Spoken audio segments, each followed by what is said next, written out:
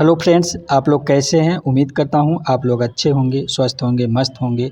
और इस समय आप लोगों की पढ़ाई बहुत तेज़ी में चल रही होगी, क्योंकि फ्रेंड्स आप में से जो भी बिहार पीजीटी टीजीटी के लिए लगे हैं, तैयारी कर रहे हैं, उनका एग्ज़ाम का डेट एकदम निकट ही आ ही गया है। उनके पास कोई समय नहीं बचा है।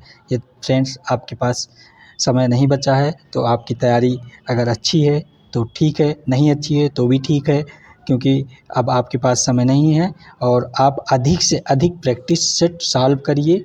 आपके पास समय ना होने का सबसे बड़ा रीज़न यही है कि इस समय आपके पास केवल एक ही विकल्प बचा है, प्रैक्टिस सेट सॉल्व करिए अधिक से अधिक। तो फ्रेंड्स आप मुझे पहचान गए होंगे। फ्रेंड्स मैं पुजारी आर्य आप सभी के बीच सोशियोलॉजी सब्जेक्ट अर्थात समाजशास्त्र विषय लेकर आता हूँ।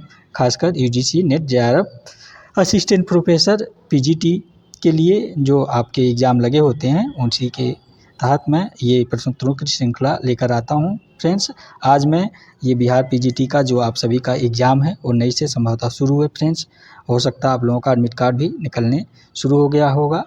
और फ्रेंड्स मैं स्पेशल बिहार पीजीटी आप लोगों के लिए ये क्लास लेकर आया हूँ। जो हमारे भाई बहन, दीदी बहनी, भैया जो भी हैं, यदि आप सोशियोलॉजी से, समाजशास्त्र विषय से तैयारी कर रहे हैं पीजीटी की, तो ये क्लास आप लोगों के लिए बहुत इम्पॉर्टेंट होने वाली है, अर्थात बहुत स्पेशल क्लास है। इस क्लास को आप लोग मिस ना करिए, ज़रूर देखिएगा। और इस क्लास से आप लोगों को एग्ज़ाम में संभवतः ज़रूर सहयोग मिलेगा। तो फ्रेंड्स आइए हम ज़्यादा समय ना लेते हुए आप सभी के प्रश्नोत्तर पर आते हैं और देखते हैं आप सभी का प्रश्नोत्तर नंबर 1 क्या है। प्रश्नोत्तर 1 नंबर देखने से पहले आप सब फ्रेंड्स एक काम ये करिए कि कॉपी और पेन लेके बैठ जाइए, क्योंकि क्लास में कुछ इम्पॉर्टेंट चीज़ें होती हैं जिसको आप लोग नोट्स करते जाइए और एग्ज़ाम के समय उसको एक निगाह देखते जाएंगे तो वो एग्ज़ाम में आपका काफ़ी सहयोग प्रदान करता है, क्योंकि ये एक छोटा सा नोट्स बन ही जाता है। और फ्रेंड्स मैं आपको बता दे रहा हूँ पुनः फिर, ये क्लास बिहार पीजीटी के लिए स्पेशल लेकर आया हूँ मैं जो है, क्योंकि हमारे कुछ जो है फ्रेंड्स की डिमांड थी, कमेंट करके बताते थे कि सर आप हमारे बिहार पीजीटी के लिए क्लास करा दीजिए, तो उसी के अनुसार मैं ये क्लास लेकर आया हूँ। फ्रेंड्स एक बार पुनः आप सभी का अपने यूट्यूब चैनल में सोशियोलॉजी की क्लास में स्वागत करता हूँ। मैं पुजारी आर्य। और फ्रेंड्स क्लास शुरू करने से पहले आप लोग इस क्लास को शेयर कर दीजिए, एक लाइक कर दीजिए और कमेंट करके आप क्लास के अंत में अपनी प्रतिक्रिया ज़रूर दिया करिए कि क्लास आपको कैसी लगी फ्रेंड्स। और फ्रेंड्स एक लाइक आप लोगों के लिए हमारी ताकत है। आइए फ्रेंड्स देखते हैं आपका प्रश्नोत्तर नंबर 1 क्या है। आप कॉपी और पेन लेके बैठ जाइए फ्रेंड्स। तो ये प्रश्नोत्तर नंबर 1 आपका कह रहा है कि निम्नलिखित में से ग्राम पंचायत की सदस्यता के लिए न्यूनतम आयु क्या निर्धारित है। ये सिंपल प्रश्न है फ्रेंड्स, आप लोग बहुत पहले से इस प्रश्न को पढ़ते आ रहे होंगे। जो है कह रहा है निम्नलिखित में से ग्राम पंचायत की सदस्यता के लिए न्यूनतम आयु निर्धारित है, मतलब कम से कम कितनी आपकी उम्र होनी चाहिए। तो आपका ऑप्शन ए है 18 वर्ष, ऑप्शन बी है 21 वर्ष, ऑप्शन सी है 25 वर्ष, ऑप्शन डी है 35 वर्ष। तो इसका आंसर क्या होगा तो आप सब भी बताइएगा। तो इसका आंसर आपका ऑप्शन सी हो जाएगा, ये 25 वर्ष। क्या ये आपकी 25 वर्ष निर्धारित है इसकी आयु ग्राम पंचायत सदस्यता के लिए आपको, अर्थात ग्राम पंचायत का चुनाव लड़ने के लिए, मेंबरशिप के लिए आपकी उम्र 25 साल होनी चाहिए, इससे कम नहीं होनी चाहिए। आइए देखते हैं आपका अगला प्रश्न क्या कह रहा है आप सबके लिए फ्रेंड्स। ये प्रश्न उत्तर नंबर 2 ये कह रहा है आपका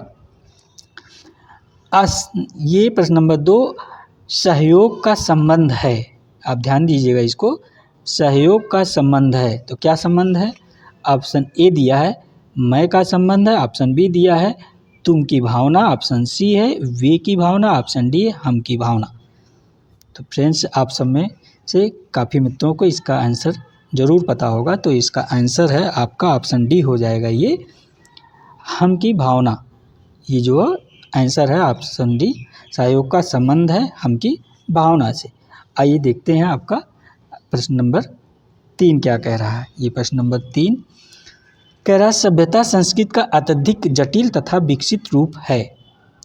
प्रश्न 3 कह रहा है सभ्यता संस्कृत का अत्यधिक जटिल विकसित रूप है क्या है? तो आपका ऑप्शन ए दिया है ग्लीन, option B Ogburn, option C Sumner, option D Davis. तो इसका आंसर क्या हो जाएगा? 3 नंबर का सभ्यता संस्कृति का अत्यधिक जटिल तथा विकसित रूप है। तो इसका आंसर आपका ए हो जाएंगे ये ग्लीन आंसर। फ्रेंड्स, समय कम होने के लिए आप लोगों के एग्ज़ाम का समय बहुत कम बचा है, इसलिए इसको मैं बहुत व्याख्यात्मक नहीं करूँगा क्योंकि इससे बहुत टाइम लगेगा। ऑनलाइन टाइप में है ताकि आपका एक प्रैक्टिस सेट अगर साफ कर लेते हैं एग्ज़ाम में काफ़ी सहयोग मिला। ये देखते हैं आपका अगला प्रश्न क्या है। जो प्रश्न नंबर 4 ये आपका क्या कह रहा है? ये कह रहा है विभिन्न जातियों में परस्पर विवाह संबंध को क्या कहा जाता है? ये जो विभिन्न जातियाँ हैं इसमें परस्पर विवाह संबंध को क्या कहा जाता है? तो आपका ऑप्शन दे रहा है, ऑप्शन ए है अंतरजातीय विवाह, ऑप्शन बी है बहुविवाह, ऑप्शन सी है बहिर्विवाह, ऑप्शन डी है एकल विवाह। तो इसका आंसर क्या हो जाएगा? आप सब बताइए। प्रश्न नंबर 4 का आंसर क्या हो जाएगा? तो इसका आंसर ऑप्शन ए है, ये ऑप्शन ए अंतरजातीय विवाह। विभिन्न जातियों में परस्पर जो विवाह का संबंध होता है, जो विवाह किया जाता है उसके अंतरजातीय विवाह कहते हैं, जिसमें जात बंधन नहीं होता।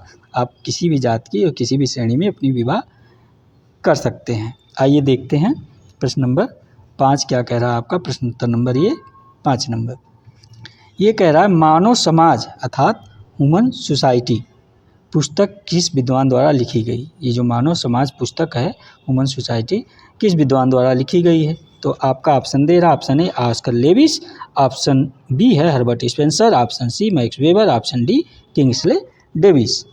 तो क्या हो जाएगा? इसका आंसर क्या हो जाएगा 5 नंबर का? आप भी बताइए उत्तर क्या होगा। तो इसका आंसर आपका ऑप्शन डी है किंग्सले डेविस। ये ऑप्शन डी है जो है मानव समाज अर्थात ह्यूमन सोसाइटी, इसको इंग्लिश में कहते हैं मानव समाज को। ह्यूमन सोसाइटी पुस्तक का लेखक कौन है? तो आपके किंग्सले डेविस महोदय हैं। आइए देखते हैं आपका प्रश्न नंबर 6 क्या कह रहा आप सबके लिए। ये प्रश्न उत्तर नंबर 6 ये कह रहा है समाजशास्त्र का जन्म किस देश में हुआ? ये तो बहुत कॉमन सा और बहुत सिंपल सा प्रश्न है फ्रेंड्स, इसको आप सभी का उत्तर पता होना चाहिए यदि आप सोशियोलॉजी के स्टूडेंट हैं। तो समाजशास्त्र का जन्म किस देश में हुआ? तो आपका option England, option B France, option C America, option D Germany. तो इसका आंसर क्या है? तो आप सभी को मैंने कहा ना कि कॉमन है, इसका प्रश्न का उत्तर पता होना चाहिए। तो ऑप्शन बी फ्रांस हो जाएगा। समाजशास्त्र का जन्म फ्रांस में हुआ। उस समय औद्योगिक क्रांति की अपने चरम सीमा पर थी जब ये समाजशास्त्र का जन्म हुआ। इसके बारे में मैं पिछली क्लासों में बहुत विस्तार से बता चुका हूँ फ्रेंड्स, आप पिछली क्लासें ज़रूर देख लीजिएगा। फिलहाल वो क्लास तब देखिएगा जब आपका ये एग्ज़ाम बिहार का समाप्त हो जाएगा पीजीटी का, उसके बाद। आइए देखते हैं आपका अगला प्रश्न क्या कह रहा है। ये कह रहा है समाजशास्त्र का विकास किस महाद्वीपीय में सबसे पहले हुआ? ये कह रहा है फ्रेंड्स, प्रश्न ध्यान से देखिएगा, समाजशास्त्र का विकास किस महाद्वीप में सबसे पहले हुआ था? तो आपका ऑप्शन ए कह रहा है Europe, option B Australia, option C Asia महाद्वीप, ऑप्शन डी अमेरिका महाद्वीप। तो इसका आप सभी को उत्तर संभवतः पता ही होगा। प्रश्न नंबर 7 का आंसर ए हो जाएगा आपका, ये यूरोपीय महाद्वीप में समाजशास्त्र का विकास हुआ था अर्थात फ्रांस देश में। आइए देखते हैं आपका प्रश्न नंबर 8 ये क्या कह रहा है आप सबके लिए। प्रश्न उत्तर नंबर 8 ये कह रहा है भारत में समाजशास्त्र का पिता किसे कहा जाता? कहाँ पे? भारत में आपके समाजशास्त्र का पिता किसे कहा जाता? तो आपका ऑप्शन ए है मशहूर नरसिंह श्रीनिवासन को, ऑप्शन बी है गोविंद सदाशिव घुरियो को, ऑप्शन सी है राधा कमल मुखर्जी को, ऑप्शन डी है महात्मा गांधी को। तो इस कॉमन प्रश्न है हमारे हर सोशियोलॉजी के स्टूडेंटों को, इसका आंसर अवश्य ही पता होगा कि भारत में समाजशास्त्र का पिता आपके गोविंद सदाशिव घुरियो को कहा जाता है, अर्थात इनको GS घुरिये के नाम से ये प्रसिद्ध हैं आपके गोविंद सदाशिव घुरिये। तो आपका आंसर बी गोविंद सदाशिव घुरिये ये है। आइए देखते हैं आपका प्रश्न नंबर 9 क्या कह रहा है। ये आपका कह रहा है कि अगस्त काम्टे का विचार था कि समाज विज्ञान इसके बहुत निकट है। किसका विचार था? अगस्त काम्टे का विचार था कि समाज विज्ञान इसके बहुत निकट है। तो आपका ऑप्शन ए दे रहा मानव विज्ञान, ऑप्शन बी दे रहा सामाजिक मानवशास्त्र, ऑप्शन सी दे रहा मानवशास्त्र, ऑप्शन डी दे रहा जीवशास्त्र। तो इसका आंसर क्या हो जाएगा? प्रश्न उत्तर नंबर 9 का आंसर बताइए। तो इसका आंसर आपका है ये सामाजिक मानवशास्त्र। आपका जो ऑप्शन बी है ये सामाजिक मानव शास्त्र इसका आंसर है। अगस्त काम्त का विचार था कि समाज विज्ञान जो है सामाजिक मानव शास्त्र के बहुत करीब था। आइए देखते हैं आपका अगला प्रश्न। ये फ्रेंड्स आपके पास समय ना हो, जैसे आप खाना बना रहे हैं या खा रहे हैं, तो इस क्लास को लगा के आप रख दीजिए, केवल सुनते जाइए, तो एग्ज़ाम में भी ये क्लास आपके लिए काफ़ी सहयोग प्रदान करेगा। क्योंकि जब आप इसको सुने रहेंगे तो एग्ज़ाम में यदि आप इस टाइप का प्रश्न आ जाएगा तो आपका उसका आंसर खट्ट से मार देंगे, जो है बिना सोच विचार किए ही, बिना समय गंवाए ही। आइए देखते हैं आपका प्रश्न उत्तर नंबर 10 क्या है। ये कह रहा जो है समाजशास्त्र सामाजिक संबंधों का जाल है। समाजशास्त्र सामाजिक संबंधों का जाल है या कथन किसका? तो इसका जो है आंसर आप सभी को पता होना चाहिए कि ऑप्शन ए इमाइल दुर्खीम है, option B Anthony Giddens, option C MacIver Page है, ऑप्शन डी फ्रेडरिक एंगल्स है। तो इसका आंसर क्या हो जाएगा आप सब बताइएगा। 10 का सी है मैकाइबर पेज के अनुसार जो है इनकी सबसे प्रसिद्ध और फेमस परिभाषा है, सबसे प्रसिद्ध अवधारणा है कि समाजशास्त्र सामाजिक संबंधों का एक जाल है। आइए देखते हैं आपका अगला प्रश्न क्या है। प्रश्न नंबर 11 ये क्या कह रहा है आपका? ये कह रहा है आपका 11 नंबर प्रश्न, आत्महत्या का सिद्धांत किस विद्वान द्वारा दिया गया है? कौन सा सिद्धांत? आत्महत्या का सिद्धांत किस विद्वान द्वारा दिया गया है? तो आपका option A Emile Durkheim, option B Patrick Sorokin, option C है रॉबर्ट किंगबर्टन, ऑप्शन डी है श्यामाचरण दुबे। तो इसका आंसर क्या हो जाएगा प्रश्न नंबर 11 का कि आत्महत्या का सिद्धांत किसने दिया? ये भी बहुत सिंपल प्रश्न है फ्रेंड्स। मैं आज जो है आप लोगों के लिए ये जो है सिंपल प्रश्न उत्तर लेकर आया हूँ बिहार पीजीटी के लिए स्पेशली, क्योंकि फ्रेंड्स ऐसा ना हो कि आप कठिन प्रश्न तैयार किए हो, पढ़े हो और सिंपल प्रश्न आपका जो है एग्जाम के समय आ जाए तो गायब हो जाए। ये आपका सिलेक्शन जानते हैं कठिन प्रश्नों से नहीं रुकता है, जब भी रुकता है सरल प्रश्नों से रुकता है। क्योंकि फ्रेंड्स जो है सरल प्रश्न जो आता है एग्जाम में ये तो गलत होना ही नहीं चाहिए किसी भी तरह, आपको तो बाहर कर देगा। आपका गलत अगर होता है जो कठिन प्रश्न होते हैं उसी में लड़ाई होती है, अगर यदि आप इसको गलत कर देते हैं तो फिर तो आप वैसे लड़ाई से बाहर हो जाएंगे जो है। तो ऐसे प्रश्न उत्तरों का आंसर कभी भी गलत नहीं होना चाहिए आपका, क्योंकि अगर आप तुरंत बाहर हो जाएंगे एग्ज़ाम से। तो आपका ये 11 नंबर का आंसर क्या हो जाएगा? Email Durkheim. आपका ऑप्शन ये है इमाइल दुर्खीम का आत्महत्या का सिद्धांत आपके इमाइल दुर्खीम का, क्योंकि आप यूजीपीजी में इस प्रश्न उत्तर को अच्छे से पढ़ चुके होंगे इमाइल दुर्खीम के बारे में। आइए देखते हैं फ्रेंड्स आपका प्रश्न नंबर 12 क्या कह रहा है। ये 12 आपका कह रहा है कि दास कैपिटल नामक पुस्तक का लेखक कौन है? पुस्तक क्या है? दास कैपिटल कह रहा है। दास कैपिटल नामक पुस्तक का लेखक कौन है? तो आपका ऑप्शन ए है Weber, option B Marx, option C Merton, option D Sorokin. तो इसका तो सिंपल है, इसका भी आंसर आप सभी को पता होना चाहिए। दास कैपिटल पुस्तक के लेखक आपके कार्ल मार्क्स जी हैं। ये ऑप्शन बी सही आंसर हो जाएगा। आइए देखते हैं आपका प्रश्न उत्तर नंबर 13 ये क्या कह रहा है। प्रश्न उत्तर नंबर 13 आपका कह रहा है दुनिया के मजदूरों एक हो जाओ, यह कथन किसका है? ये दुनिया के मजदूरों एक हो जाओ यह कथन किसका है ये कह रहा। तो आपका ऑप्शन कह रहा है ऑप्शन ए जो है रूथ बेनेडिक्ट, ऑप्शन बी है रॉबर्ट बर्नस्टीन, ऑप्शन सी है कार्ल मार्क्स, ऑप्शन डी है फ्रेडरिक एंगल्स। ये कार्ल मार्क्स और जो फ्रेडरिक एंगल्स हैं ये दोनों दोस्त हैं, अर्थात कार्ल मार्क्स के फ्रेंड्स फ्रेडरिक एंगल्स हैं, जो कार्ल मार्क्स के बुरे समय में भी इनके साथ हमेशा खड़े रहे। तो फ्रेंड्स इसका आंसर क्या हो जाएगा? मैंने आपको गेस दे दिया, तो ऑप्शन बी कार्ल मार्क्स, ये ऑप्शन सी फ्रेंड्स, ये ऑप्शन सी फ्रेंड्स। ये देखिएगा, ये आप दुनिया के मजदूरों एक हो जाओ या अवधारणा आपके कार्ल मार्क्स का है। प्रश्न नंबर 13 आइए देखते हैं। ये प्रश्न नंबर 13 था फ्रेंड्स आपका कार्ल मार्क्स। और ये आइए देखते हैं अगला प्रश्न क्या है फ्रेंड्स। प्रश्न नंबर 14 क्या कह रहा है आपका? 14 नंबर कह रहा निम्नलिखित में से कौन सा एक संस्था का महत्वपूर्ण उदाहरण है? कह रहा निम्नलिखित में से कौन सा एक संस्था का महत्वपूर्ण उदाहरण है? किसका पूछ रहा है? संस्था का महत्वपूर्ण उदाहरण। तो आपका ऑप्शन ए है जाति, ऑप्शन बी है परिवार, ऑप्शन सी है विवाह, ऑप्शन डी उपरोक्त सभी। संस्था का उदाहरण क्या हो जाएगा? ये ऑप्शन आपका डी हो जाएगा फ्रेंड्स। आप सबको पता भी होगा संभवतः कि ऑप्शन डी ये संस्था का जो है जात परिवार विवाह से ही मिलकर संस्था का निर्माण होता है। तो ये संस्था का महत्वपूर्ण एग्जाम्पल है। आइए देखते हैं आपका अगला प्रश्न क्या है। प्रश्न उत्तर नंबर 15 ये क्या कह रहा है आपका? लिटिल कम्युनिटी की अवधारणा किसने दिया है? प्रश्न ध्यान दीजिएगा, ये लिटिल कम्युनिटी कह रहा है लिटिल कम्युनिटी की अवधारणा किसने दिया? तो आपका ऑप्शन ए है मैक्सिम मैरियट, ऑप्शन बी है सुरजीत सिन्हा, ऑप्शन सी है M N Srinivas, option D है रॉबर्ट रिटफील्ड। तो इसका आंसर क्या है? 15 का आंसर आप लोग भी बताइएगा। तो इसका आंसर है option D Robert Redfield. Little community की अवधारणा रॉबर्ट रिटफील्ड की है। आइए आपका देखते हैं प्रश्न नंबर 6 क्या कह रहा है। ये कह रहा है गेसल साफ्ट शब्द का अर्थ क्या है? गेसल साफ्ट और एक है गेमल साफ्ट। ये दोनों की मैंने पिछले क्लासों में बहुत विस्तार पूर्वक बता रखा है, आप देख लीजिएगा। फ्रेंड्स यहाँ व्याख्या करने का मतलब है समय आपका चला जाएगा और क्वेश्चन छूट जाएगा। मैं कुछ अधिक क्वेश्चन आपके लेकर आया हूँ शॉर्टकट में बिहार पीजीटी के लिए स्पेशली। तो आपका ऑप्शन ए है समाज, ऑप्शन बी है समुदाय, ऑप्शन सी है सामाजिक समूह, ऑप्शन डी है संस्था। तो इसका आंसर क्या हो जाएगा? जो है आप 16 नंबर का गेसल साफ्ट का ये जो है समाज है। गेसल साफ्ट समाज है। इसको किसने दिया आपको पता होगा, जो आपके फर्निट टानीज ने दिया है। ये टानीज, जिसको फर्निट टानीज कहते हैं, ये टानीज की अवधारणा है गेसल साफ्ट और गेमल साफ्ट। फ्रेंड्स आइए देखते हैं आपका अगला। इसका आंसर आप समाज है, आप जान ही गए होंगे फ्रेंड्स। ये समाज ऑप्शन आपका ये है, नहीं तो कहीं आप आंसर ही छूट गया नहीं बताए।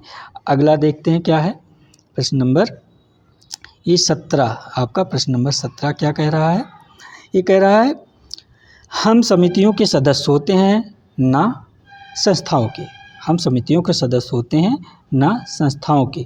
तो यह किसकी अवधारणा है? ये कह रहा है किसका विचार है? तो आपका ऑप्शन ए है किंग्सली डेविस, ऑप्शन बी है मैकावेरम पेज, ऑप्शन सी रॉबर्ट कम्बर्टन, ऑप्शन डी है लुंडबर्ग। तो इसका आंसर क्या हो जाएगा 17 का? आप देखिएगा 17 का आंसर आप हैं मैकावेरम पेज। ये हैं आप, ये मैकावेरम पेज की कहते हैं कि हम समितियों के सदस्य होते हैं ना कि संस्थाओं के। यह अवधारणा मैकावेरम पेज महोदय की है। आइए देखते हैं यहाँ पे प्रश्न नंबर 18 आपका क्या कह रहा है? ये कह रहा है भारत सरकार द्वारा लखपति दीदी। ये फ्रेंड्स आप देखिएगा, भारत सरकार द्वारा लखपति दीदी कार्यक्रम का क्या उद्देश्य है? ये फ्रेंड्स एकदम लेटेस्ट प्रश्न है जो है, ये भारत सरकार के अर्थात ये जो है वर्तमान सरकार जो है कह सकते हैं आप मोदी सरकार की योजना है भारत सरकार लखपति दीदी कार्यक्रम का क्या उद्देश्य है? तो आपका ऑप्शन दिया, ऑप्शन ए है पशुपालक तैयार करना, ऑप्शन बी है महिला मित्र बनाना, ऑप्शन सी है कृषि सखी बनाना, ऑप्शन डी है आशा दीदी बनाना। तो इसका आंसर क्या हो जाएगा? आप सबको संभवतः नया है, तो जो लोग पेपर वगैरह पढ़ते होंगे, करंट में अपडेट होते होंगे पत्रिका, उनको पता होगा फ्रेंड्स जिसका आंसर क्या है। तो 18 का आंसर आपका कृषि सखी बनाना है। 18 का ये सी है आंसर फ्रेंड्स। कृषि सखी भारत सरकार द्वारा जो लखपत दीदी कार्यक्रम के तहत कृषि सखी बनाना है। तो कृषि सखी का कार्य क्या होगा फ्रेंड्स?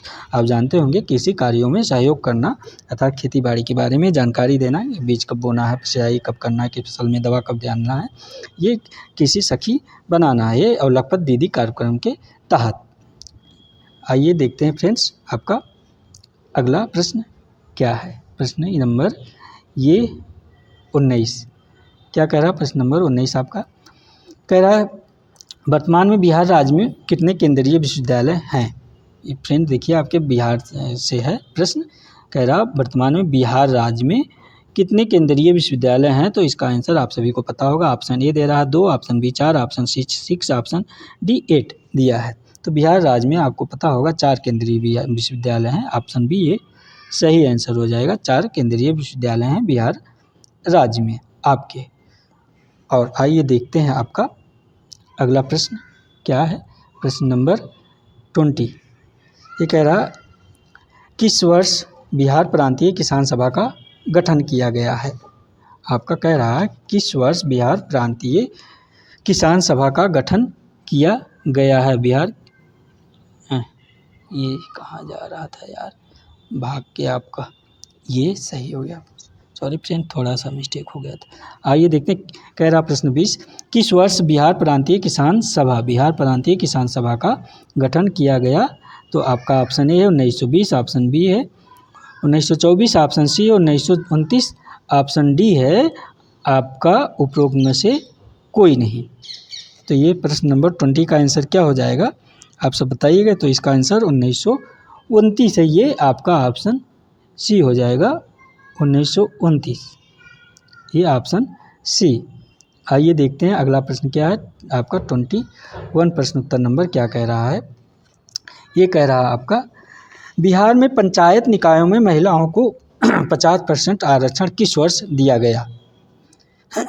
कह रहा बिहार में पंचायत निकायों में महिलाओं का 50% आरक्षण किस वर्ष दिया गया। तो आपका ऑप्शन ए है, ये ऑप्शन ए है 2005, ऑप्शन बी है 2006, ऑप्शन सी 2009, ऑप्शन डी है 2014। तो प्रश्न नंबर 21 का आप सब उत्तर बताइएगा फ्रेंड्स। तो प्रश्न नंबर 21 का आंसर ऑप्शन बी है, ये 2006 आप सभी को ज्ञात होना चाहिए। ऑप्शन बी 2006 है। बिहार में पंचायत निकायों में महिलाओं का 50% आरक्षण जो है आपका, ये 50% महिलाओं का आरक्षण आपका 2006 में प्रदान किया गया था। तो इसको आप ध्यान दीजिएगा। ये सब प्रश्न बिहार से हैं तो बिहार में आने की ज़्यादा संभावना है। आप लोग ध्यान दीजिएगा इस प्रश्न को। आइए देखते हैं अगला प्रश्न आपका क्या कह रहा है। प्रश्न नंबर ये 22 ये कह रहा है आपका जनगणना 2011 के अनुसार बिहार राज्य में महिला साक्षरता दर क्या है। जनगणना 2011 के अनुसार कह रहा फ्रेंड्स बिहार राज्य में महिला साक्षरता दर क्या है। तो आपका कह रहा है option A 61%, option B 71%, option C 50.67%, option D कह रहा है 51.50%। ये कह रहा है। तो इसका आंसर आपका क्या होगा प्रश्न नंबर आप बताइएगा 22 का। तो जो जनगणना 2011 के अनुसार बिहार राज्य में महिला साक्षरता दर जो आपका है ये 51 ऑप्शन डी ये सही आंसर है, 51.50% है। आइए देखते हैं आपका अगला प्रश्न। ये प्रश्न नंबर 23 आपका क्या कह रहा है। प्रश्न उत्तर नंबर 23 ये कह रहा है कांवर झील पक्षी अभयारण्य कहाँ पर स्थित है। ये ध्यान दीजिएगा। आपका कह रहा है ये कांवर झील पक्षी अभयारण्य कहाँ पर स्थित है। तो आपका ऑप्शन जो है कह रहा है ये देखिएगा। ऑप्शन कह रहा है Begusarai, option A Begusarai, option B है आपका भागलपुर, ऑप्शन सी है आपका गया, ऑप्शन डी है आपका नालंदा। तो इसका आंसर क्या हो जाएगा आप सब बताइएगा इसका आंसर। तो इसका आंसर आप प्रश्न उत्तर नंबर 23 का ए है बेगूसराय। ये आपका बेगूसराय जो है आपका कांवर झील पक्षी अभयारण्य है। तो फ्रेंड्स आप लोग देखिएगा ये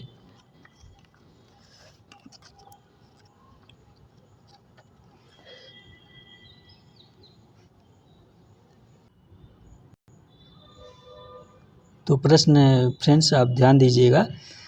आपका इसका आंसर है बेगूसराय। आपको मैंने बता दिया ये बेगूसराय इसका आंसर है। कांवर झील पक्षी अभयारण्य कहाँ पर स्थित है तो बेगूसराय में। और ये जो आपका फ्रेंड्स ध्यान दीजिए ये जो भागलपुर है तो भागलपुर में आपका क्या है, ये भागलपुर में आपका विक्रमशिला गंगे डॉल्फिन अभयारण्य है।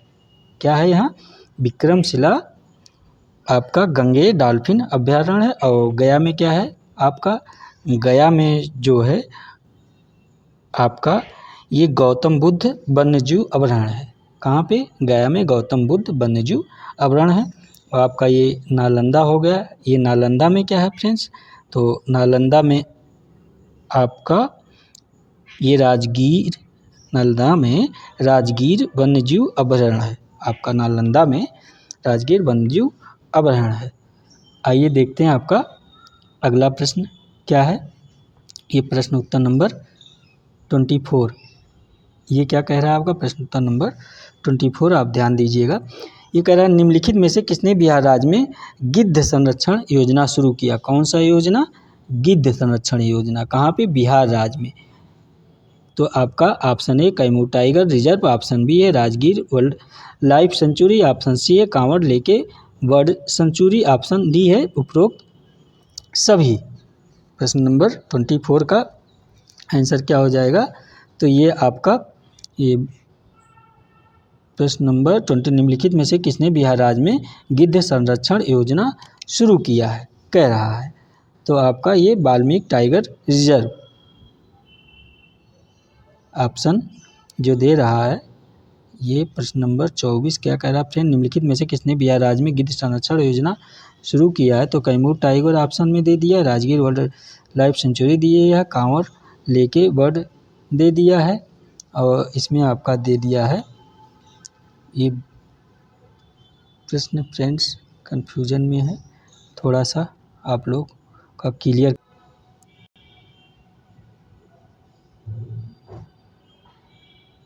ये प्रश्न फ्रेंड्स इसमें जो आंसर आपका दे रखा है ये कैमूर ऑप्शन ए दे रखा है। ये कह रहा है बिहार राज्य में गिद्ध संरक्षण योजना शुरू किया गया, तो option A Kaimur tiger reserve दे रखा है, ऑप्शन बी दिया है Rajgir wild life sanctuary, option C दिया कांवर लेके बर्ड सेंचुरी, ऑप्शन डी दिया है उपरोक्त सभी। जबकि फ्रेंड्स ये इसमें से जो ऑप्शन होना चाहिए ये आपका गिद्ध संरक्षण योजना शुरू किया था वाल्मीकि टाइगर रिजर्व ने, तो इसमें ऑप्शन में है नहीं, तो इस हिसाब से और एक इसके करीब जो है दिया है एक बुक में, तो कांवर लेक बर्ड सेंचुरी भी दिया है, ये ऑप्शन सी आपका दिखा रहा है, इसके अनुसार ऑप्शन ये सी दिखा रहा है, जबकि होना चाहिए वाल्मीकि टाइगर रिजर्व जो है, क्योंकि गिद्ध संरक्षण योजना शुरू किया था आपका, आप नोट कर लीजिएगा इसको प्रश्न को, आपका ये वाल्मीकि पे लिखते नहीं बनता फ्रेंड्स, ये वाल्मीकि जो आपके वाल्मीकि टाइगर रिजर्व, ये फ्रेंड्स आप नोट कर लीजिएगा, इसका आंसर हो जाएगा वाल्मीकि टाइगर रिजर्व। ये मिस्टेक है टाइपिंग में फ्रेंड्स, तो इसका आंसर आपका हो जाएगा ये वाल्मीकि टाइगर रिजर्व, ना कि ये फ्रेंड्स ये जो आपके ऑप्शन ए भी गलत है और ऑप्शन बी भी गलत है, ऑप्शन सी भी गलत है, ऑप्शन डी उपरोक्त सभी दिया तो ये गलत है। तो इसमें फ्रेंड्स आप ध्यान दिएगा, इसका आंसर है, फिर नोट कर लिए, वाल्मीकि टाइगर रिजर्व ने बिहार में गिद्ध संरक्षण योजना शुरू किया था। आइए देखते हैं आपका अगला प्रश्न क्या कह रहा है। प्रश्न नंबर ये 25 आपका क्या कह रहा है फ्रेंड्स, प्रश्न नंबर 25 कह रहा है आपका बिहार समृद्ध है, किससे समृद्ध है, ये 25 प्रश्न कह रहा है फ्रेंड्स, आप ध्यान दीजिएगा। ये प्रश्न कह रहा है कि बिहार समृद्ध है, ऑप्शन ए दिया उद्योगों में, ऑप्शन बी दिया हस्तकला में, ऑप्शन सी दिया खनिज में, ऑप्शन डी दिया तकनीक में। तो बिहार राज्य आपका जो है समृद्ध है, आपका ऑप्शन बी हस्तकला में, आप इसको ध्यान दीजिएगा। बिहार राज्य अगर प्रश्न पूछे किसमें समृद्ध, तो ये हस्तकला में समृद्ध माना गया है। आपका देखते हैं अगला प्रश्न क्या है फ्रेंड, प्रश्न नंबर ये आपका 26 क्या कह रहा है, प्रश्न नंबर 26 आप ध्यान दीजिए, बिहार किस वस्तु का दुनिया में सबसे अधिक उत्पादक है, कह रहा है कि बिहार किस वस्तु का दुनिया में सबसे अधिक उत्पादक है।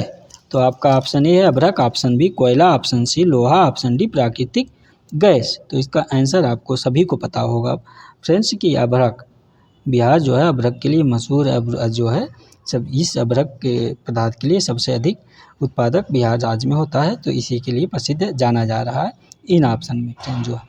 आइए देखते हैं आपका प्रश्न उत्तर नंबर 27 क्या कह रहा है।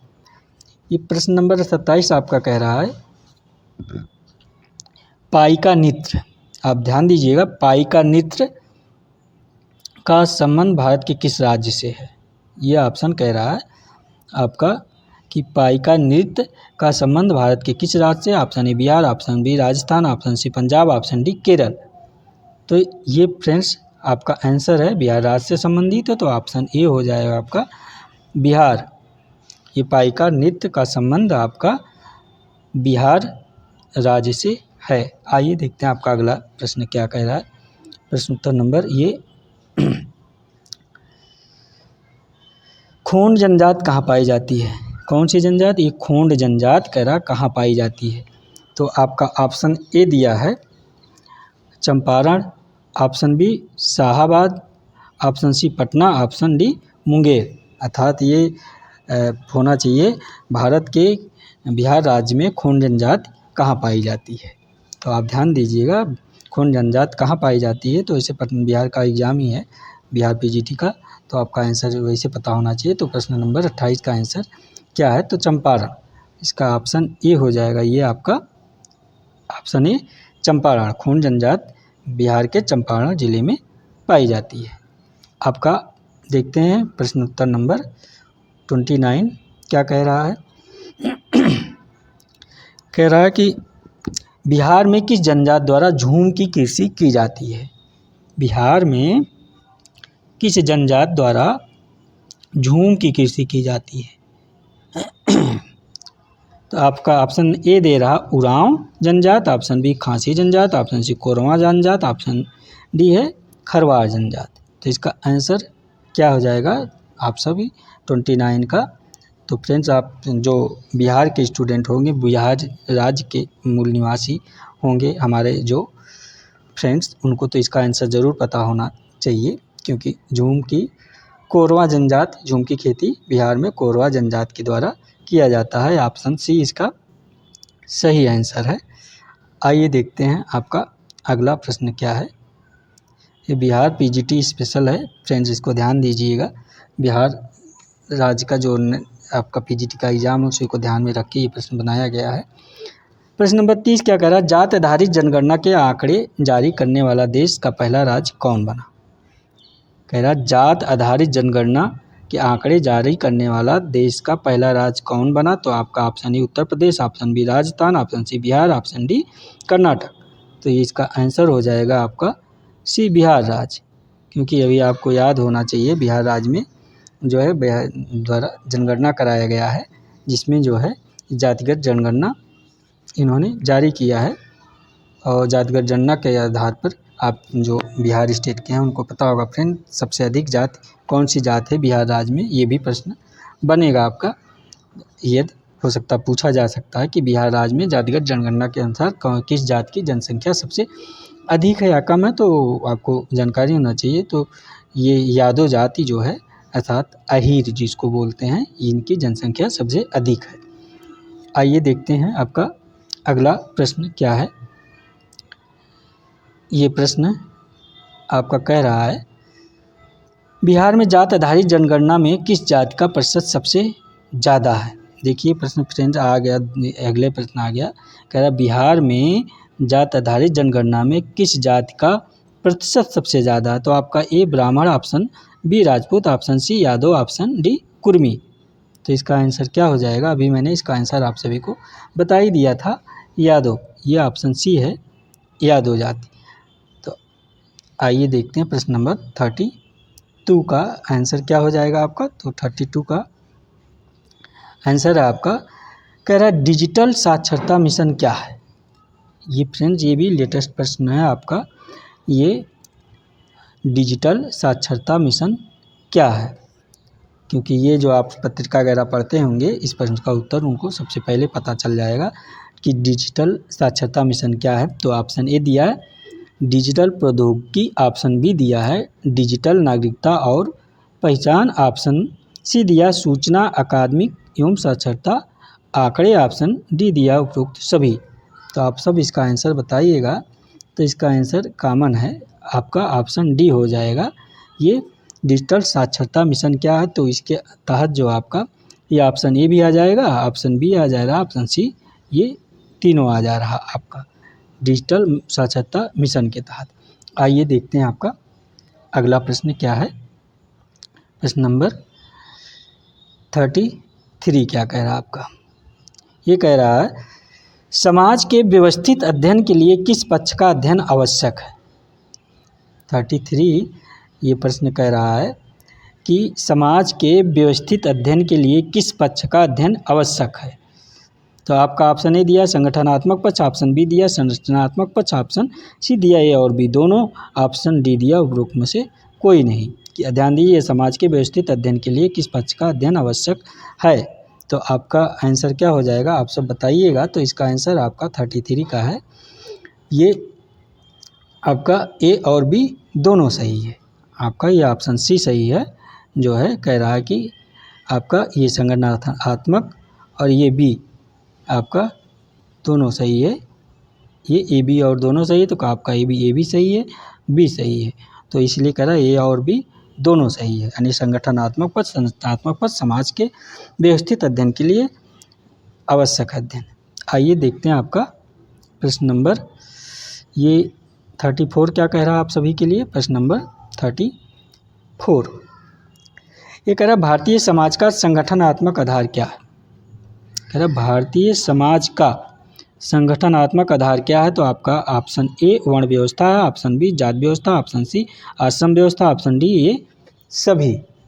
तो इसका आंसर क्या हो जाएगा आप बताइएगा। 34 का आंसर क्या हो जाएगा। तो ऑप्शन डी इसका सही आंसर है। ये ऑप्शन डी ये सभी।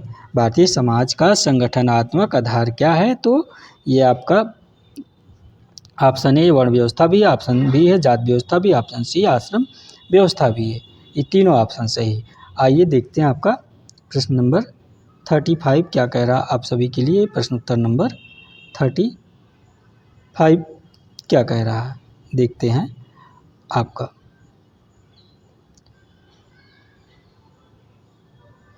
35 ये कह रहा आपका निम्नलिखित में से जाति का निर्धारण किससे होता है।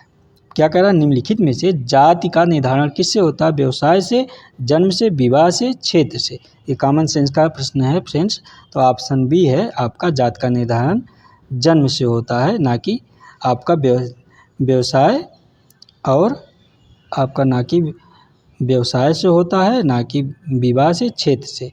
इसका निर्धारण आपका जन्म से ही होता है। जात का निर्धारण आप जानते हैं पैदा होते ही आपकी किस जात के हैं आपको निर्धारित हो जाता है। आप को जानने लगते हैं सब लोग आप किस जात के हैं, ब्राह्मण हैं, क्षत्रिय हैं कि जो है वैश्य हैं, क्या है किस जात के हैं, आपका जन्म से ही निर्धारण ये हो जाता है। आइए देखते हैं आपका अगला प्रश्न क्या कह रहा है। प्रश्न नंबर 36 ये कह रहा है जात एक बंद वर्ग है।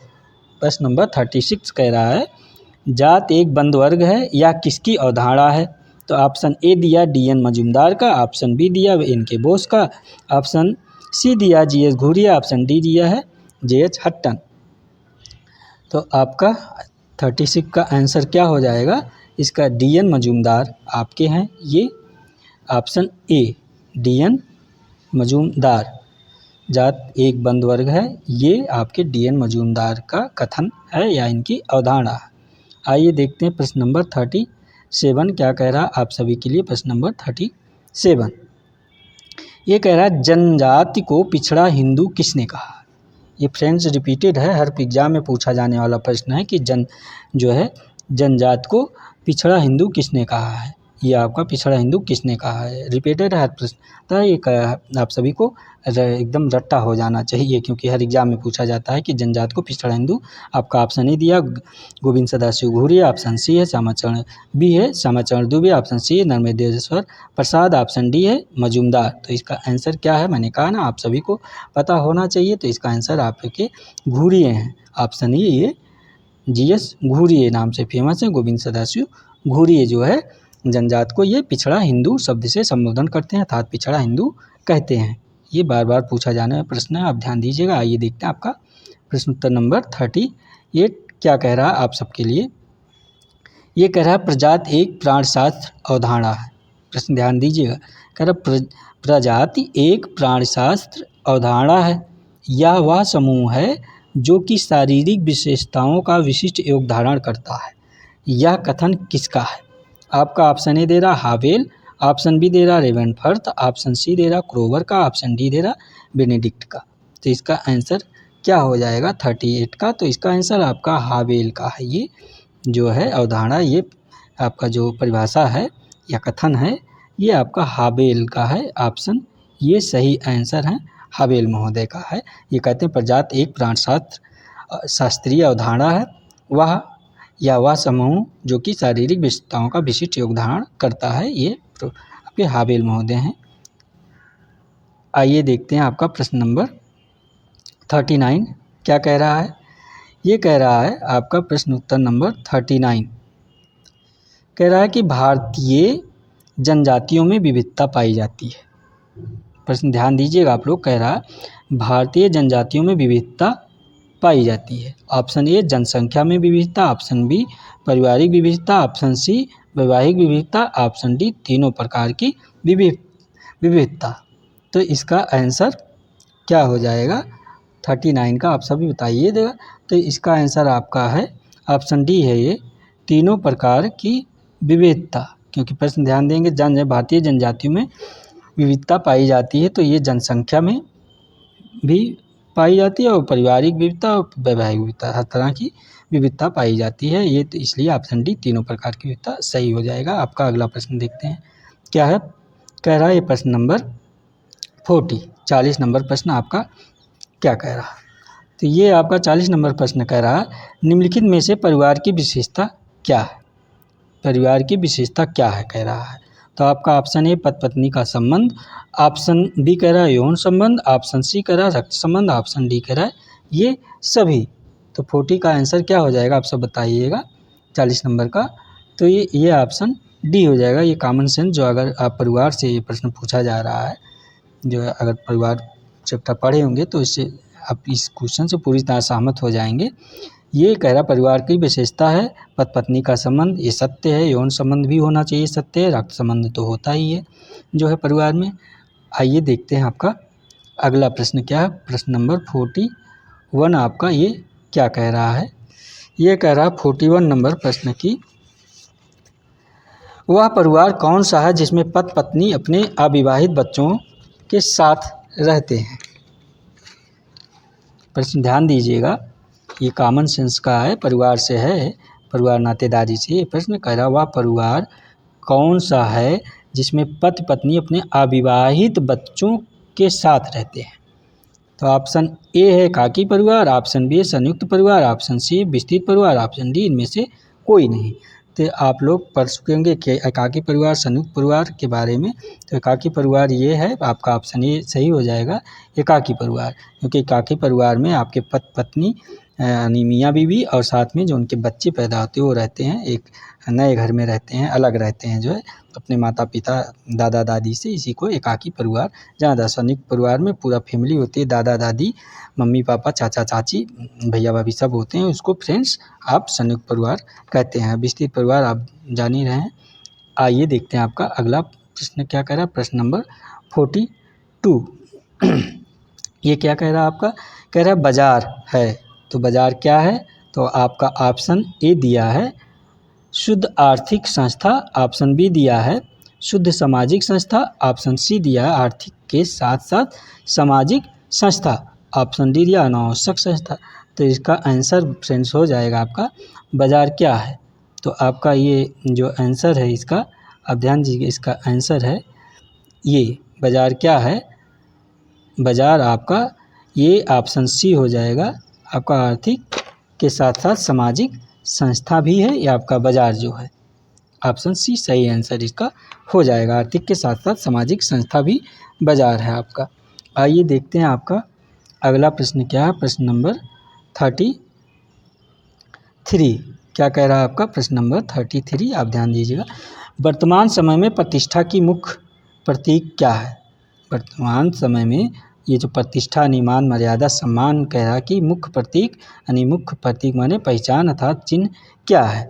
तो आपका आप दे रहा ऑप्शन ए उच्च धार्मिक विचार, ऑप्शन बी ईमानदारी, ऑप्शन सी दे रहा है कार का मॉडल, महंगा सेलफोन, ब्रांडेड उपयोगी साधन। तो ऑप्शन डी दे रहा बैंक खाते में जमा धन। तो ये कॉमन सेंस का प्रश्न है। वर्तमान समय प्रतिष्ठा की मुख्य प्रतीक आपका ऑप्शन सी ये हो जाएगा। आप ध्यान दीजिए फ्रेंड, ये ऑप्शन सी ये सही आंसर है आपका।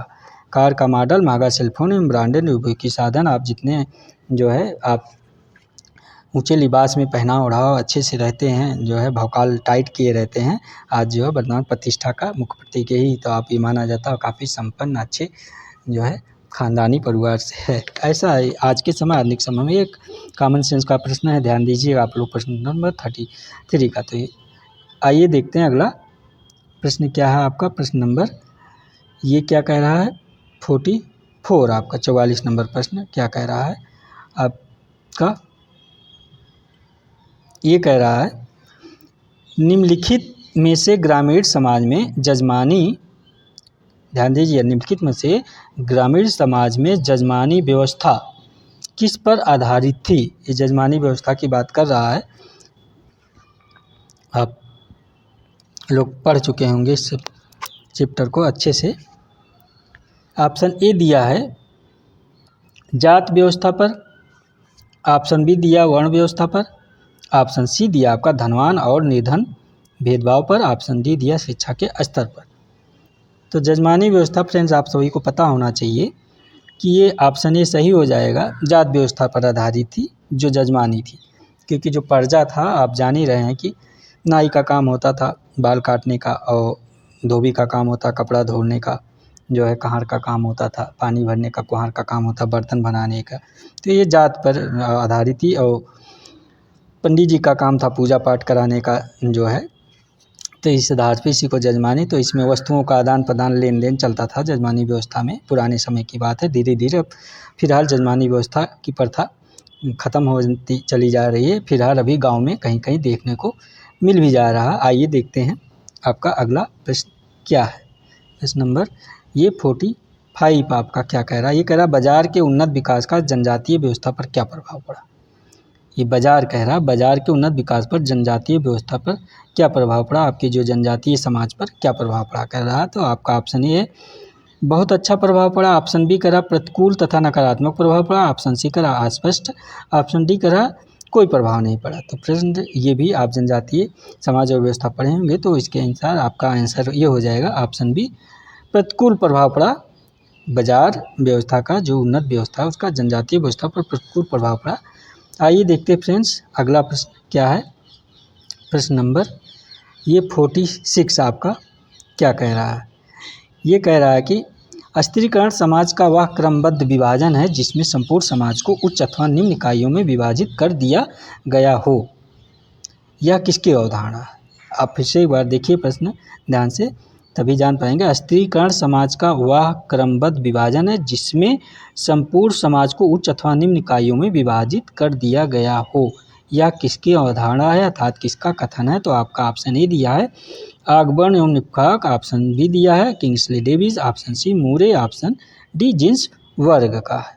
तो आपका आंसर क्या हो जाएगा 46 का आप बताइएगा। तो ये आपका मूरे का ऑप्शन सी आंसर है, ये मूरे का है कथन जो है। आइए देखते हैं आपका अगला प्रश्न क्या है। प्रश्न नंबर 47 क्या कह रहा है आपका, ये देखते हैं। ये कह रहा है सामाजिक स्त्रीकरण का आधार क्या होता है।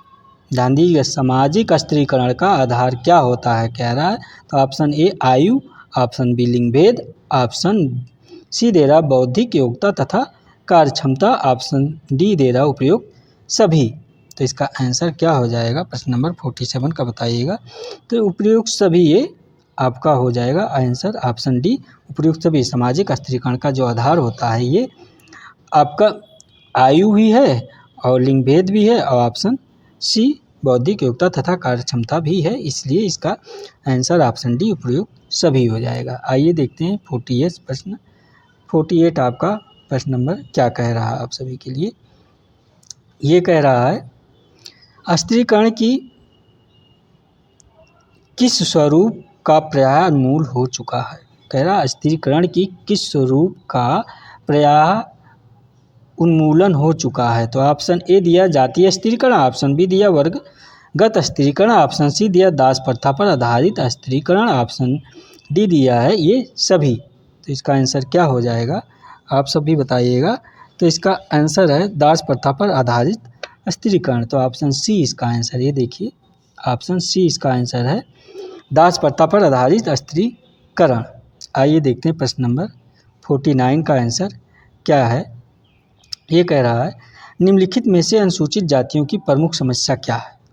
किसकी समस्या कह रहा है, ये आपकी अनुसूचित जातियों की प्रमुख समस्या क्या कह रहा है। तो आपका ऑप्शन ए दिया अस्पृश्यता की समस्या, ऑप्शन बी दिया शिक्षा की समस्या, ऑप्शन सी दिया स्वास्थ्य की समस्या, ऑप्शन डी दिया गरीबी की समस्या। तो फ्रेंड्स इसमें आप ध्यान दीजिएगा कॉमन आंसर इसका क्या हो जाएगा। कॉमन दिमाग लगाएंगे तो आंसर खट्ट से पकड़ लेंगे, वरना इस प्रश्न को आप गलत करके चले आएंगे। तो इसका आपका आंसर हो जाएगा ऑप्शन ए, ये अस्पृश्यता की समस्या था, छुआछूत भेदभाव की समस्या। क्योंकि ये आप ध्यान दीजिएगा, आपका ये जो है शिक्षा की समस्या सभी में है, चाहे वो किसी जात धर्म का हो, गरीब अमीर, है ना। और स्वास्थ्य की समस्या सभी में होता है, चाहे कोई भी गरीब अमीर किसी भी जात धर्म का हो। गरीबी की समस्या तो हर जात धर्म के लोग गरीब अमीर पाए जाते हैं, लेकिन छुआछूत भेदभाव की समस्या केवल ये फ्रेंड्स किस में पाया जाता है, आपके ये अनुसूचित जातियों में ही पाया जाता है, क्योंकि इन्हीं के साथ ऊंच नीच का बर्ताव जो है किया जाता था। ये खासकर पूर्व समाजों में रहा। इस वर्तमान समाज में धीरे धीरे लोग पढ़ लिख के जागरूकता बढ़ रहा है, शिक्षित हो रहे हैं, हालांकि कम हो जा रहा है। ऐसी चीज़ें ये पुरानी होती जा रही हैं। आइए देखते हैं आपका अगला प्रश्न क्या है। कह रहा आप सभी के लिए प्रश्न नंबर ये 50 अर्थात 50 प्रश्न नंबर। ये कह रहा 50 नंबर प्रश्न आपका, निम्नलिखित में से लैंगिक विषमता का प्रतिकूल प्रभाव किस पर पड़ रहा है। निम्नलिखित में से लैंगिक विषमता का प्रतिकूल प्रभाव किस पर पड़ रहा है। तो आपका ऑप्शन ए दिया पुरुष और स्त्री दोनों पर, ऑप्शन बी दिया है आपका, ऑप्शन बी दिया है स्त्रियों पर, ऑप्शन सी दिया पुरुषों पर, ऑप्शन डी दिया किसी पर नहीं। तो लैंगिक विषमता आप जान ही रहे हैं, जो है लैंगिक अंतर, लैंगिक असमानता जो है। तो इसका आंसर क्या हो जाएगा आपका, ऑप्शन बी है, स्त्रियों पर लैंगिक विषमता का प्रभाव पड़ता है। आइए देखते हैं आपका अगला प्रश्न क्या कह रहा है। प्रश्न उत्तर नंबर आपका ये, निम्नलिखित में से कौन सी एक प्रजाति नहीं है। 51 प्रश्न आपका कह रहा है कि निम्नलिखित में से कौन सी एक प्रजाति नहीं है। तो ऑप्शन ए दे रहा निग्रो, ऑप्शन बी दे रहा ऑस्ट्रेलियाड, ऑप्शन सी दे रहा यादव, ऑप्शन डी दे रहा मंगोल। तो फ्रेंड्स ये कॉमन सेंस है, जो आप जानते होंगे, थोड़ा सा पकड़ लेंगे इसका आंसर। ये यादव जो है आपका एक जाति है, ना कि प्रजाति। और आपका ये जो निग्रो, जो ऑस्ट्रेलियाड और ये जो मंगोलियन अर्थात मंगोल, ये फ्रेंड्स आपके प्रजाति हैं यादव छोड़ के। आइए देखते हैं आपका प्रश्न उत्तर नंबर ये 52 क्या कह रहा है। देखते हैं आपका प्रश्न उत्तर नंबर 52। ये कह रहा आपका, भारत में सांप्रदायिकता का कारण है।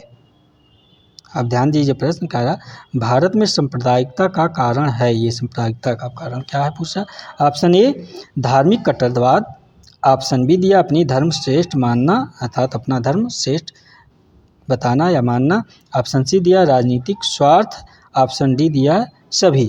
प्रश्न भारत में सांप्रदायिकता का कारण है, तो इसका आंसर क्या हो जाएगा 52 का आंसर। तो ये सभी कारण इसका हो जाएगा ऑप्शन डी। जो सांप्रदायिकता का धार्मिक कट्टरवाद है तो भी आप सांप्रदायिक कहेंगे मेरा धर्म अच्छा है, अपने धर्म को श्रेष्ठ बताएंगे, श्रेष्ठ मानेंगे, दूसरे धर्म कहेंगे खराब है बुरा है, तो भी सांप्रदायिकता आप हैं। राजनीतिक स्वार्थ के लिए यदि आप जात धर्म का प्रयोग करते हैं, यूज़ करते हैं, तो भी आप धार्मिक कट्टरता के द्वारा ही सांप्रदायिक ही माने जाएंगे। तो ये प्रकार ऑप्शन डी आपका आंसर हो जाएगा, ये सभी सही है। आइए देखते हैं अगला प्रश्न आपका क्या है। प्रश्न नंबर ये 53 क्या कह रहा है आपका। प्रश्न उत्तर नंबर 53 क्या कह रहा है आपका। प्रश्न नंबर 53 ये कह रहा क्षेत्रवाद के प्रबल होने के क्या कारण है। प्रश्न नंबर कह रहा है क्षेत्रवाद के प्रबल होने के क्या कारण हैं। ऑप्शन ए कह रहा भाषाई प्रेम, ऑप्शन बी कह रहा असंतुलित आर्थिक विकास, ऑप्शन सी कह रहा सामाजिक अन्याय एवं पिछड़ापन, ऑप्शन डी कह रहा सभी। तो इसका आंसर हो जाएगा आपका प्रश्न नंबर 53 का सभी हो जाएगा। ये आंसर ये सभी हो जाएगा, सभी हो जाएगा ये आंसर इसका। आइए देखते हैं आपका अगला प्रश्न क्या है। प्रश्न नंबर 44 आपका ये प्रश्न नंबर 44 क्या कह रहा है, आइए देखते हैं। 44 नहीं है, सॉरी फ्रेंड, ये 54 है, 54 नंबर प्रश्न है आपका, ध्यान दीजिएगा। ये कह रहा अंतर्जातीय विवाहों का प्रोत्साहन देकर क्या पूरी तरह से समाप्त किया जा सकता है। अंतर्जातीय विवाहों को प्रोत्साहन देकर क्या पूरी तरह से समाप्त किया जा सकता है। जो है ये अंतर्जातीय विवाह की बात कर रहा है फ्रेंड्स, आप ध्यान दीजिए। अंतर्जातीय विवाह का मतलब आप जानते ही होंगे जो है। आइए देखते हैं प्रश्न ये इसका आंसर क्या। ऑप्शन ए है क्षेत्रवाद, ऑप्शन बी है भाषावाद, ऑप्शन सी है जातिवाद, ऑप्शन डी है इनमें से कोई नहीं। अंतर्जातीय विवाहों को प्रोत्साहन देकर क्या पूरी तरह से समाप्त किया जा सकता है? तो इसमें से आपका आंसर कॉमन सेंस का है फ्रेंड्स। ये अगर आप जाति वाला प्रश्न पढ़े होंगे तो ये अनुसूचित जातियाँ और जाति पर जो आपका टॉपिक रहा है तो आप इसका आंसर आराम से देंगे। ऑप्शन सी हो जाएगा ये जातिवाद, क्योंकि अंतर्जातीय विवाह फ्रेंड्स जात पात ना मानना, जात पात से मतलब जात धर्म से ऊपर उठकर किसी भी जात और संप्रदाय में विवाह करना ही ये अंतर्जातीय विवाह कहा जा सकता है, जो है कहा जाता है, कहा नहीं जा सकता, कहा जाता अंतर्जातीय विवाह कहा जाता है। आइए देखते हैं ये आपका प्रश्न नंबर 55 क्या है, अर्थात प्रश्न उत्तर नंबर 55 क्या कह रहा है? कह रहा है धर्मनिरपेक्षता से क्या आशय है? ये फ्रेंड्स कह रहा है धर्मनिरपेक्षता से क्या आशय है? धर्मनिरपेक्षता आप जान ही रहे होंगे क्या है, तो इसका आंसर आप सही जो है ऑप्शन खट्ट से लगा देंगे। इसका कौन सा आंसर सही कौन सा गलत है, तो इसका आंसर आपका दिया धर्मनिरपेक्षता से क्या आशय है, तो आपका ऑप्शन ए दिया धर्म कर्म का विरोध करना। ऑप्शन बी दिया राज्य की दृष्टि में किसी धर्म को प्राथमिकता ना देना। ऑप्शन सी है एक धर्म को राज्य का धर्म मानना। ऑप्शन डी दिया उपरोक्त कोई नहीं। तो इसका आंसर क्या हो जाएगा आप सब बताइएगा। तो इसका आंसर आपका ऑप्शन बी हो जाएगा, ये राज्य की दृष्टि में किसी धर्म को प्राथमिकता ना देना, अर्थात जो सरकार है, सरकार के निगाह में सभी का धर्म बराबर है, ना तो कोई जो है उसके निगाह में ना तो कोई धर्म अच्छा है ना तो कोई धर्म बुरा है, एक समान सभी धर्म हैं, वो चाहे कोई भी धर्म हो, हिंदू मुस्लिम सिख ईसाई बौद्ध धर्म। ये भारत एक धर्मनिरपेक्ष जो है देश है, धर्मनिरपेक्ष राष्ट्र है, इसलिए यहाँ सभी धर्मों को एक निगाह बराबर निगाह से देखा जाता है, बराबर दृष्टि से देखा जाता है, इसलिए राज्य की दृष्टि में किसी धर्म को प्राथमिकता न देना है, सभी धर्म समान है। आइए देखते हैं आपका अगला प्रश्न क्या है। प्रश्न नंबर ये 56 क्या कह रहा है, 56 नंबर प्रश्न ये कह रहा है आपका 56 नंबर प्रश्न आप देखिएगा। कह रहा है विज्ञान का संबंध पद्धति है, कह रहा है विज्ञान का संबंध पद्धति से है, क्या है विषय सामग्री से नहीं। यह कथन किसका है? आप ध्यान दीजिए, कह रहा विज्ञान का संबंध पद्धति से है ना कि विषय सामग्री से है। इसका मतलब ये है आपका ऑप्शन ये है कार्ल पियर्सन, ऑप्शन बी है स्टुअर्ट चेज, ऑप्शन सी है पीवी यंग, ऑप्शन डी है लुंडबर्ग। तो इसका आंसर क्या है, ये किसका कथन है, किसकी अवधारणा है, आप सब बताइएगा। तो फ्रेंड्स ये आपका स्टुअर्ट की अवधारणा है, ऑप्शन बी ये सही आंसर हो जाएगा स्टुअर्ट। आइए देखते हैं आपका अगला प्रश्न क्या है। प्रश्न नंबर ये क्या कह रहा है आपका, प्रश्न नंबर आपका 57 ये कह रहा पद्धति की विशेषता है। ध्यान दीजिए पद्धति की विशेषता है, क्या कह रहा है। तो ऑप्शन ए कह रहा है सुनिश्चितता, ऑप्शन बी कह रहा है निष्पक्षता, ऑप्शन सी कह रहा है सार्वभौमिकता, ऑप्शन डी कह रहा है ये सभी। तो इसका आंसर क्या होगा, पद्धति शास्त्र आप जानते ही होंगे, ये पढ़े भी होंगे जो है, हालांकि पद्धति की शास्त्र के क्लास मैंने कोई नहीं लिया, लेकिन पद्धति की अवधारणा मैंने बता रखा है पिछली क्लासों में, आप देख लीजिएगा। प्रश्न उत्तर नंबर 57 का आंसर क्या हो जाएगा। तो इसका आंसर ये है ऑप्शन डी है ये सभी। पद्धति की विशेषता है सुनिश्चितता, निष्पक्षता, सार्वभौमिकता, मतलब ए बी सी तीनों हैं, तो इस हिसाब से इसका आंसर ये सभी ऑप्शन डी सही है। आइए देखते हैं प्रश्न उत्तर नंबर आपका ये 58 कह रहा है औद्योगिकरण का धार्मिक जीवन पर क्या प्रभाव पड़ा। फ्रेंड्स लाइट नहीं है, गर्मी बहुत लग रही है। औद्योगिकरण का धार्मिक जीवन पर क्या प्रभाव पड़ा, ये आपका औद्योगिकरण है, कह रहा है इसका जो है धार्मिक जीवन पर क्या प्रभाव पड़ा। तो आपका ऑप्शन ये दे रहा है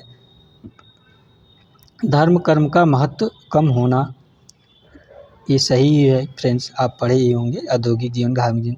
ऑप्शन बी है लौकिक विचारों का महत्व, ऑप्शन सी है भौतिक मूल्यों का महत्व, ऑप्शन डी ये सभी। तो इसका आंसर क्या हो जाएगा 58 का, आप सब बताइएगा। तो औद्योगिकरण का धार्मिक जीवन पर क्या प्रभाव है, तो ऑप्शन ए ही इसका सही आंसर है आपका है, ये धर्म कर्म का महत्व कम होना, यानी धार्मिक महत्व कम हुआ औद्योगिकरण के कारण। जब आदमी जो है काम धंधा करने लगा, इधर उधर रखने लगा, तो जो धर्म कर्म अर्थात अंधविश्वास में फंसा था तो उससे इसकी दूरी बढ़ी। जब औद्योगिकरण हुआ उसको जानकारी हुई जो है मेन कारण अशिक्षा और गरीबी ही धर्म का कारण है। जो लोग धार्मिक रूप से कर्मकांडी होते हैं, जो उसमें उलझे हुए होते हैं, मेन कारण आप जानते हैं भुखमरी और गरीबी और शिक्षा ही माना जा सकता है, और अस्वास्थ्य। आइए देखते हैं आपका अगला प्रश्न क्या है। प्रश्न नंबर आपका 59 क्या कह रहा है, ये प्रश्न नंबर 59 ये आपका कह रहा है निम्नलिखित में से प्रभु जात की अवधारणा किसने दी। फ्रेंड्स आप सब ध्यान दीजिएगा, ये कह रहा है निम्नलिखित में से प्रभु जात की अवधारणा किसने दी है। तो ये जो प्रभु जात की अवधारणा है, ये प्रश्न बार बार हर एग्जाम में पूछा जाने वाला है, प्रभु जाति की अवधारणा। तो आपको इसका आंसर पता होना चाहिए, जो सोशियोलॉजी के स्टूडेंट है खासकर सबको पता होगा प्रभु जात की अवधारणा किसने दी है। तो आपका ऑप्शन है T N. Madan, option B M N. Srinivas, option C Yogendra Singh, option D है मैक्स वेबर। 59 का आंसर है बी एम.एन. श्रीनिवास। आपका ये मशहूर नरसिंह श्रीनिवासन की अवधारणा है कि प्रभुजात की अवधारणा इन्हीं की है। आपका आंसर ये आपका ऑप्शन बी है। ध्यान दीजिएगा, मशहूर नरसिंह श्रीनिवासन की अवधारणा है, प्रभुजात की अवधारणा इन्होंने ही दिया। प्रभुजात के बारे में आप जान ही रहे हैं, बताएंगे पिछले क्लास में मैंने काफ़ी विस्तार पूर्वक बता रखा है। आइए देखते हैं प्रश्न नंबर 60 क्या कह रहा है। 60 नंबर प्रश्न आपका क्या कह रहा है, कह रहा है निम्नलिखित में से कौन सा एक द्वितीयक समूह है। कह रहा है निम्नलिखित में से कौन सा एक द्वितीयक समूह है, तो उसका उदाहरण बताइए। तो ऑप्शन ए विद्यालय, ऑप्शन बी परिवार, ऑप्शन सी ग्राम, ऑप्शन डी मित्र मंडली। प्रश्न नंबर 60 का आंसर क्या हो जाएगा, तो इसका बताइएगा विद्यालय। ये द्वितीयक समूह का जो है आपका उदाहरण विद्यालय, ऑप्शन ये सही हो जाए। आपका ये जो परिवार ग्राम मित्र मंडली आपका ये प्राथमिक समूह के अंदर रखा गया है जो है। और आपका देखते हैं अगला प्रश्न क्या कह रहा है। आपका प्रश्न उत्तर नंबर ये 61, ये प्रश्न उत्तर नंबर 61 आपका क्या कह रहा है, ध्यान दीजिएगा आप सब। 61 कह रहा है कि हिंदू विधवा पुनर्विवाह। प्रश्न उत्तर नंबर 61 कह रहा है हिंदू विधवा पुनर्विवाह अधिनियम कब पारित किया गया। तो आपका ऑप्शन ए दे रहा 1856 में, ऑप्शन बी 1829 में, ऑप्शन सी 1954 में, ऑप्शन जो है डी 1955 में। हिंदू विधवा पुनर्विवाह ईश्वरचंद विद्यासागर की काफ़ी जो है योगदान रहा है हिंदू विधवा पुनर्विवाह अधिनियम पारित किए जाने में, आप सबको पता ही होगा। ये 1856 में हिंदू विधवा पुनर्विवाह अधिनियम पारित किया गया। कब, 1856 में। तो इसका आंसर हो जाएगा ऑप्शन ये आपका, ध्यान दीजिएगा। आइए देखते हैं आपका अगला प्रश्न क्या, प्रश्न नंबर 62 ये क्या कह रहा है। प्रश्न नंबर 62 आपका हिंदू सोशल ऑर्गेनाइजेशन नामक पुस्तक किसने लिखी है। तो आपका ऑप्शन ए दिया P N. Prabhu, option B K M. Kapadia, option C M N. Srinivas, option D है हेनरी मॉर्गन। तो इसका आंसर क्या है, 62 का आंसर है आपकी पी.एन. आपका आंसर है आप ये पी.एन. प्रभु, ऑप्शन ए है पी.एन. प्रभु। हिंदू सोशल ऑर्गेनाइजेशन नामक पुस्तक के लेखक कौन है, आपके पी.एन. प्रभु। आइए देखते हैं आपका अगला प्रश्न क्या, प्रश्न नंबर फ्रेंड्स आज का ये प्रश्न नंबर आपका कितने प्रश्न नंबर 62 का क्वेश्चन था, जो स्पेशली बिहार पीजीटी पे को ध्यान में रखकर ये रखा गया है। प्रश्न उत्तर आज का था फ्रेंड्स। तो हमारे जो भाई बहन दीदी बहनी बिहार पीजीटी की तैयारी कर रही हैं, अर्थात बिहार पीजीटी का उनका एग्ज़ाम है, इस क्लास को ज़रूर देखिएगा, मिस ना करिएगा। इस क्लास को आपका ज़रूर एग्ज़ाम में सहयोग मिलेगा फ्रेंड्स, क्योंकि जो कॉमन सेंस के प्रश्न हैं, सरल से सरल प्रश्न था, और मैं इस क्लास में सबको शामिल किया हूँ। अगर आप पिछला क्लास हमारे देखते रहे होंगे तो उसका काफ़ी सहयोग मिलेगा आपका बिहार पीजीटी के एग्ज़ाम में। तो इस क्लास को आप सब मिस ना करिएगा फ्रेंड्स, ज़रूर देखिएगा। इस क्लास को जो है आप शेयर कर दीजिएगा और एक लाइक कर दीजिएगा, और कमेंट करके अपनी प्रतिक्रिया ज़रूर दीजिएगा कि आपको क्लास कैसा लगा। इसी के साथ फ्रेंड्स आप सभी को बिहार पीजीटी एग्ज़ाम के लिए जो है बहुत बहुत शुभकामनाएं। आप सभी का जो है परीक्षा अच्छा हो, रिजल्ट अच्छा मिले। आप सभी का बहुत बहुत थैंक यू, धन्यवाद, थैंक यू वेरी मच।